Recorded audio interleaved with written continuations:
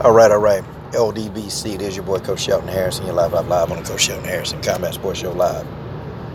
Okay, folks. Man, I've calmed down from the events of the fight that happened. I've calmed down.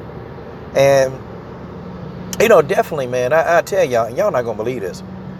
I used to be a Gennady Golovkin fan. I really did. I used to be a fan of Gennady Golovkin. I was a diehard fan, and I used to really roll with him. But then when I started noticing this guy fighting people like Odama, I saw him fighting people like Rubio. Then, he fought Gabe Rosado. And I'm like, what the heck? What? Wait a minute, man. This dude ain't trying to fight nobody. He ain't trying to test himself, man. He was trying to, really, Rubio and Odama and Rosado his way to the top. That's what he was trying to do. Then he fought Dominic Wade. And I'm like, man, you got to be kidding me, man. Triple G didn't want to test himself. And you know what? And I wondered, man, when Sergey Derevyanchenko threw his name in the hat and said, hey, I'll fight you, Triple G. I'll fight you. Triple G was like, well, he kind of said something really slick, like, well, he ain't really done enough. He ain't got that many fights, And Triple G, they said something like that. And I said, what? Wait a minute. Hold up. And then he fought Vanes Monterosian. And still to this day, Triple G fans, they can't even tell me. They can't explain him fighting Vanes Monterosian. How you going to explain this? They can't. No Triple G fan, they'll either call me a name or a racial name, but they cannot explain to me why Triple G fought Vanes Monterosian. They just can't. A guy that was, inactive for almost damn near 2 years. They can't explain that. So now we're here. And you had Abel Sanchez. And I'll never forget Abel Sanchez. Y'all remember he used to run around here talking about, yep, got to fight your Mendoz, got to fight your Mendoz. But then when his mandatory became Jamal Charlo, Abel Sanchez told me on a phone call on Dante's Boxing Nation. Told me on the phone call. He said, Mendoz don't matter. And I was like, what you mean Mendoz don't matter? Yeah, because you're mandatory Jamal Charlo. That's why they don't matter.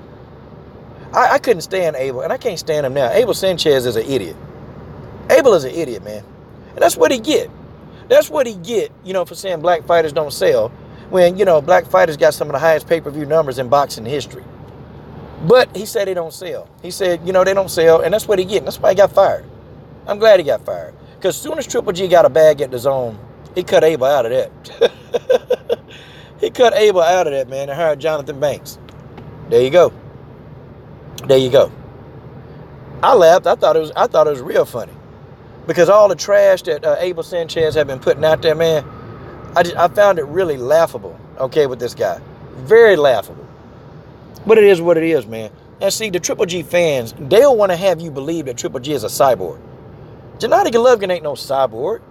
This man was hurt versus Sergey Derevyanchenko. This man got hurt when he fought Danny Jacobs. This man got hurt when he fought Redhead Muffin Top. When he was fighting Redhead Muffin Top, he was visibly hurt. You can tell he was hurt. Triple G was hurt. Hey, did you notice, when Triple G be fighting them bums? Remember when he was fighting Dominic Wade? And he was telling Dominic Wade to hit him? He wasn't doing that to Sergey Derevyanchenko, was he? He wasn't waving his hands to come on, hit me. He wasn't doing that, was he? That's because Triple G was getting the living hell beat out of him. Sergey Derevyanchenko beat that boy down, man. I had that fight 9-3 in favor of Sergey Derevyanchenko. Guys, I couldn't give Triple G more than 3 rounds. I watched the fight again. I could not find more than 3 rounds to give this guy. There's no way that Gennady Golovkin won that fight. There's no way. The Triple G fans, they'll tell you he won. But they know that's a lie. And Triple G know he lost too. Triple G know he lost. But see, the thing of it is, man, this guy spent most of his career not being tested. And so now when he finally is in a position where he got to be tested, because he couldn't turn down $15 million, and that's why he fought Sergey Derevyanchenko. He couldn't turn that down. He couldn't. What was he going to say? I don't want to fight you for $15 million? No. He had to take that bread.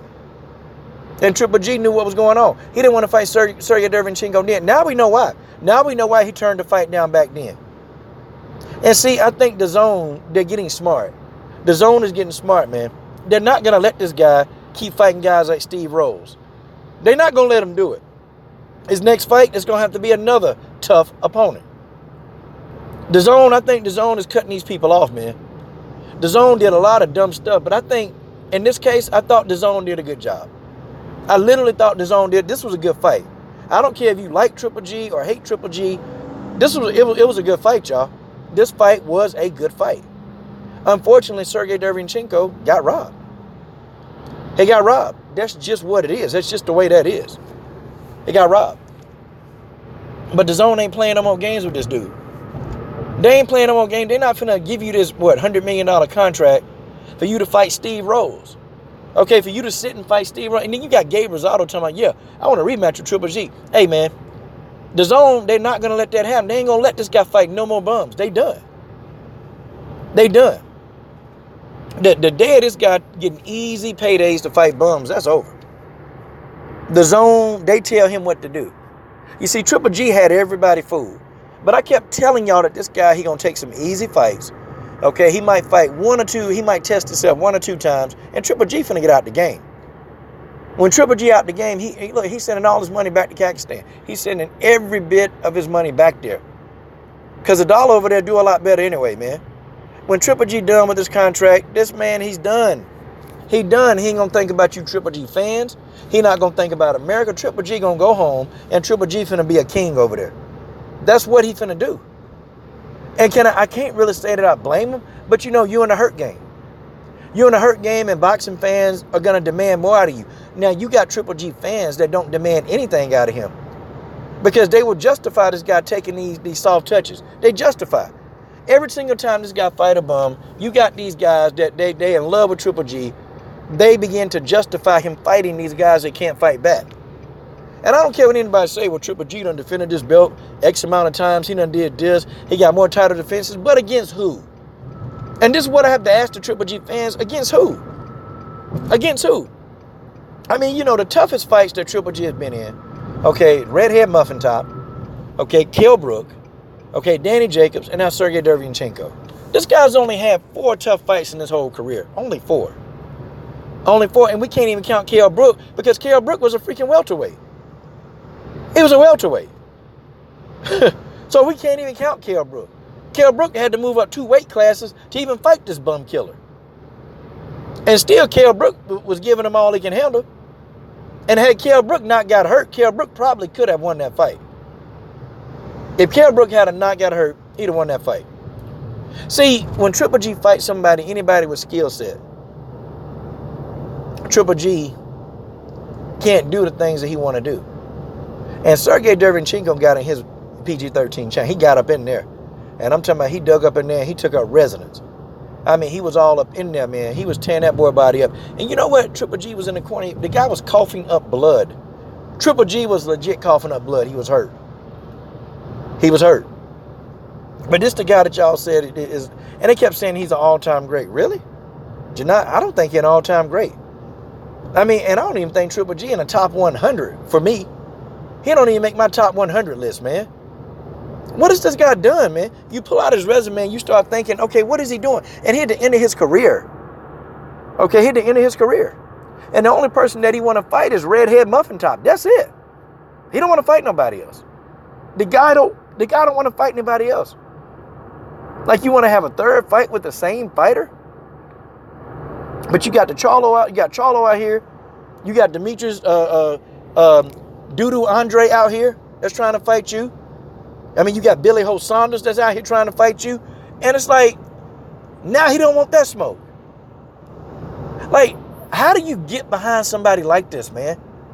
I mean, I don't understand how these Triple G fans can get behind this dude. I don't get it. I don't understand why. I don't understand the rationale. You got a guy that's here who won't test himself, who don't want to step up and really fight the best. Hell, you got a guy, he won't even leave 160 pounds. Knowing good and god doggone well, he's outgrown the weight class. But you got a guy that won't do it. Amazing. Amazing. And I know that this going to hurt you Triple G fans' heart. I know this going to hurt y'all. But the truth is the truth, y'all. I mean, y'all got to come to realization that he's not who you thought he was. Gennady Golovkin is not he's a fraud. Gennady Golovkin is a big fraud. He's been a fraud. He's been a fraud for a long time, and maybe, just maybe, some of you Triple G fans can acknowledge that he's a fraud. And he's going to be a fraud. He's going to stay a fraud. Because the man don't want to do what's necessary. He don't want to do it, y'all. He wants to sit and continue to do the same thing. Collect easy paydays, low risk, high reward fights. And then y'all want to put this guy in the Hall of Fame, all-time great? This ain't no all-time great.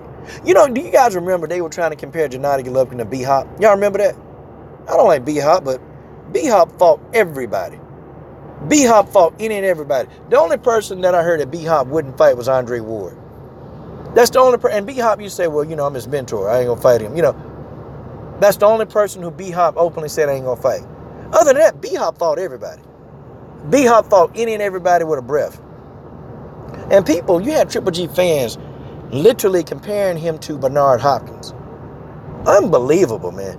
Unbelievable the amount of stupidity, man, that's on YouTube. And just in general, just stupid people, man. Stupid people. Well, I guess y'all know the truth now. Y'all know why this man won't take a step up in comp. Y'all know why this man wouldn't fight certain fighters. Y'all know why. Y'all know exactly why this guy ain't fighting certain people. And go look at the Sergey Derevyanchenko fight. Y'all talking about Sergey Derevyanchenko face was messed up. Triple G was lumped up too. And he was coughing up blood. And Triple G had a little cut on his eye. Triple G had a little small cut on his eye. And Triple G was coughing up blood. And at the end of this video, I got to ask y'all, how you going to explain this?